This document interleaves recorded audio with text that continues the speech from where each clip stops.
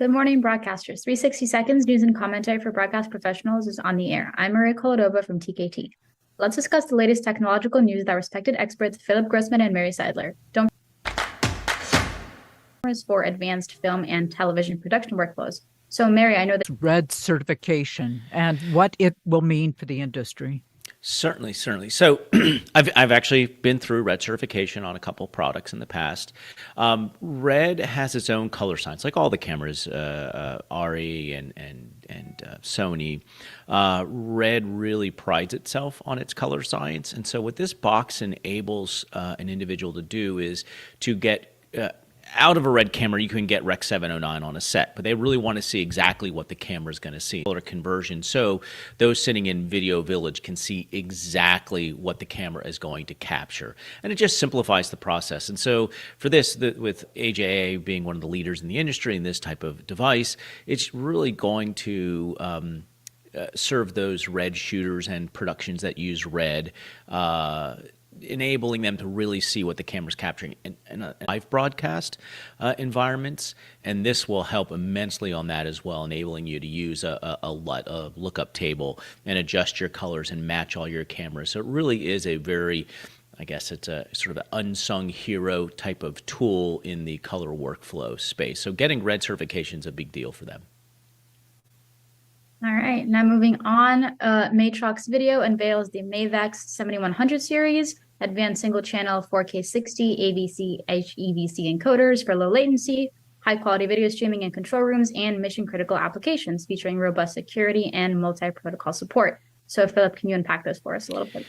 Yeah, so it's great to see more and more organizations, especially Matrox, getting into the encoder market. There was sort of a dearth there for a while. Encoders have been seen as, we don't need hardware encoders, we can do it all in software. And we just realized that it's really, in order to get the low latency, you need to have hardware-based encoders.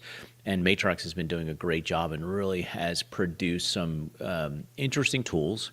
They're going to help extend as we all move into this REMI type production, remote monitoring. This just adds another tool to the toolbox for those people doing remote type production. So I'm glad to see what they're doing. They've stepped up and they're doing 4K 60, so very targeted towards sports, obviously, and doing low latency, which is also very targeted towards sports.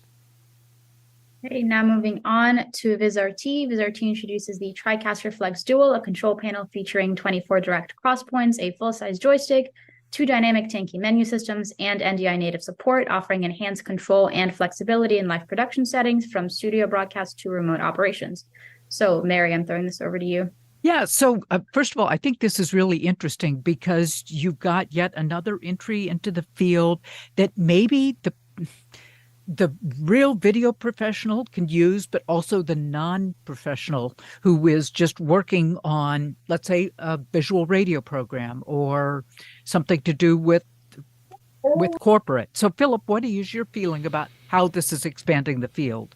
Yeah, I'm glad to see more and more manufacturers getting into producing sort of, I'll call it a lightweight or less expensive, but still pretty capable video switcher that enables somebody who is trying to migrate from doing the typical YouTube channel to doing something that is, a little more professional. And the price, if I'm not mistaken, is under $10,000, which is, in terms of the cost of switchers is not outrageous.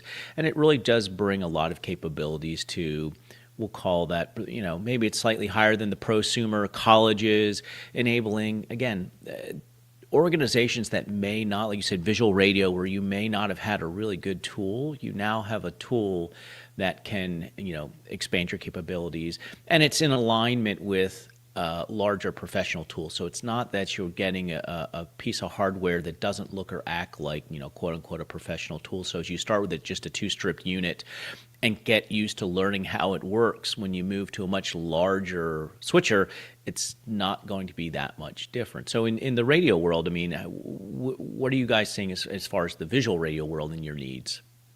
Yeah, it's got to be simple, and it's got to be able to be used by someone who isn't doing video on a regular basis. But it's got to be professional looking. You can't have something that just looks dreadful.